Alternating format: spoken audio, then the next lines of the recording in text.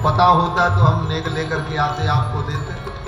तो मिथिला की सखियों ने कहा सरकार अगर आपने नेक नहीं रखा है, आपके पास देने के लिए कुछ नहीं है, तो मैं उपाय बता रही हूँ। सखियों ने उपाय बताया भगवान। जो नहीं राखत साथ पदारथ, जो नहीं राखत साथ पदारथ, जो नहीं राखत साथ पदारथ, जो नहीं राखत साथ पदारथ, वे जो बहन महतारी है सुनिए रघुनंदन, वे जो बहन महतारी है सुनिए रघुनंदन, भारत माई दुआरी है सुनिए रघुनंदन, भारत माई दुआरी है सुनिए रघुनंदन, सकुचत जब रघुनाथ न बोलन, सकुचत जब रघुनाथ न बोलन, सकुचत जब रघुनाथ न बोलन, सकुचत जब रघुनाथ न बोलन, तेरे सत अवध बिहारी है सुनिए रघुनंदन, तेरे सत अवध बिहारी है सुनिए रघुनंदन, मानव नाही दुआरी है सुनिए रघुनंदन, मानव नाही दुआरी है सुनिए रघुनंदन, मानव नाही दुआरी है सुनिए रघुनंदन, मानव नाही दुआरी है सुनिए रघुनंदन, बोलिए रघुनंदन, बोलिए रघुनंदन, बोलिए रघुनंदन, सुनिए रघुनंदन, सुनिए रघुनंदन, सुनिए रघुनंदन, मानव नाही दुआरी है सुनिए रघुनंदन, मानव नाही दुआरी है सुनिए रघुनंदन, मानव नाही दुआरी है सुनिए रघुनंदन, मानव नाही दुआरी है सुनिए रघुनंदन। सखियों ने कहा सरकार जब तक आप नेक नहीं देंगे तब तक आपको मैं जाने नहीं दूंगा। दुल्हा सरकार ने कहा हम तो नेक लेकर के कुछ नहीं आए, क्या दें आप। तो सखियों ने कहा एक उपाय और है। बोले क्या? बोले आप अपनी माताओं का नाम बता दें तो आपको हम छोड़ देंगे। राम जी ने कहा माताओं का नाम क्यों बताएं? दुनिया में हम कहीं जाते हैं तो लोग पिता का नाम पूछते हैं, आपके पिता कौन है? माता का तो नाम कोई नहीं पूछता। तो आप माताओं का नाम क्यों पूछ रही हो? तो मिथिला की सखियों ने कहा सरकार जहां जहां आप जाते हैं सब जगह आपकी ससुराल नहीं होती है, ये आपकी ससुराल यहाँ की विधि अलग है। तब तक लक्ष्मण जी ने धीरे से कहा भैया मत बताना, ये नाम जान जाएंगी तो नाम लेकर के गाली देंगी, इसलिए पूछ रही हैं। ये माताएं बड़ी चतुर होती हैं। अब तो विवाह की वो परंपराएं देखने को नहीं मिलती है। अब तो बस रात के 10 बजे तक नाचते गाते दरवाजे तक पहुंचे, 1-2 घंटे में एक दूसरे को माला पहनाने का नाटक किया। आधे घंटे 1 घंटे पंडित जी ने कुछ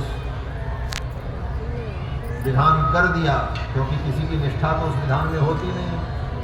तमाशा में लोगों का मन लगता है। और सवेरा होते होते बारात भी विदा हो गई।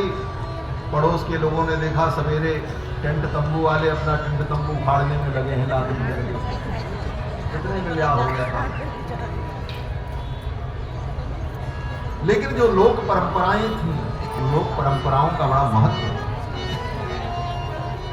उससे जो भाव उत्पन्न होता वह संबंधों को दृढ़ करता। मिथिला की सखियों ने कहा सरकार आप अपनी माताओं का नाम बताओ। ठाकुर जी ने कहा हम नहीं बताएंगे, नाम बताएंगे तो आप नाम लेकर के गाली दोगे। माताएं बड़ी चतुर। आज भी गांव में विवाह जब होता है ना, तो बाराती जब आते हैं तो उन बारातियों में जो छोटे छोटे बच्चे होते हैं ना, उनको धीरे से बुला करके माताएं उनसे पूछ लेती हैं कि दूल्हा के बाप का क्या नाम है, इसके भाई का क्या नाम है, इसके रिश्तेदार का क्या, सबका नाम पता लगा ले। और फिर जब गाना गाने बैठे, गीत गाने बैठे, तो सबका नाम ले करके सबको गाली सुना। सखियों ने कहा सरकार अपनी माताओं का नाम बता। राम जी ने कहा हम नहीं बताएंगे, नाम बताएंगे तो आप लोग नाम लेकर के गाली दोगे।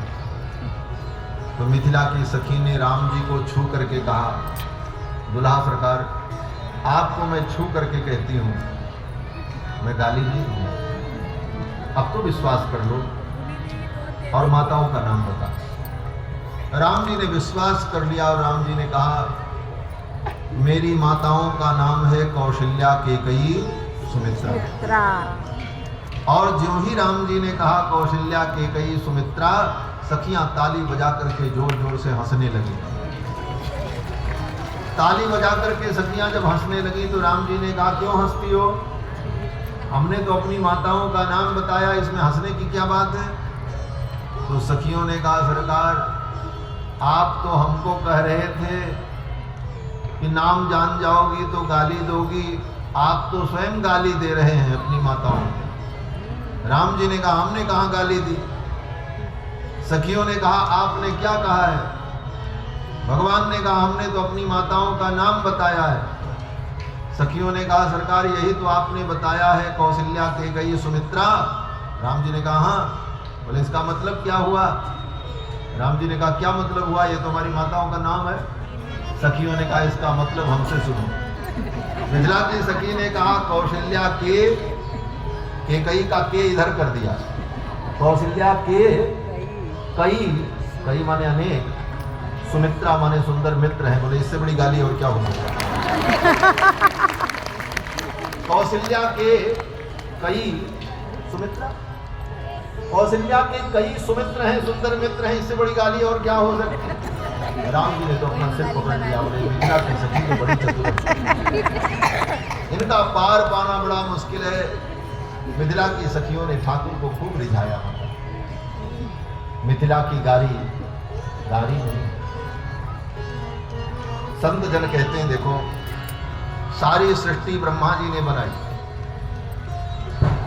तो गारी भी किसने बनाई। बोले ब्रह्मा ने बनाई। और कैसे बनाई। बोले ब्रह्मा जी ने एक हाथ में अमृत लिया और एक हाथ में विष लिया, और अमृत और विष को लेकर के ब्रह्मा जी ने ऐसे गार दिया। अमृत और विष को गारने पर जो निकला उसी का नाम गारी, क्योंकि गारा गया इसीलिए उसका नाम गारी। अमृत को गारा, उससे जो गारी निकली वो गारी कौन है। बोले जो ब्याह में दूल्हा को सुनाई जाती है, ससुराल वालों को सुनाई जाती, वो गारी तो अमृत वाली है। क्यों। बोले उस गारी को सुन करके सुख होता, प्रसन्नता होती। और विष को गार करके ब्रह्मा ने जो गारी बनाई, उस गारी से बोले वो गारी किसी को दे दो तो 302 हो जाए, 307 हो जाए, जेल की हवा भी खानी पड़े, कुछ भी हो जाए। अमीय गारी गार्यो गरल, गारी कीन्ह करतार, बैर प्रीत की जननी जानत सब संसार। एक गारी प्रीति को बढ़ाती है, एक गारी बैर को बढ़ाती है। तो ये ससुराल की गारी जो है ना, ये प्रीति को बढ़ाने वाली। इसीलिए मिथिला की सखियों ने कहा सरकार ये जो गारी हम आपको सुना रहे हैं ये गारी नहीं। बोले तब। मिथिला की सखियों ने कहा ये वेद का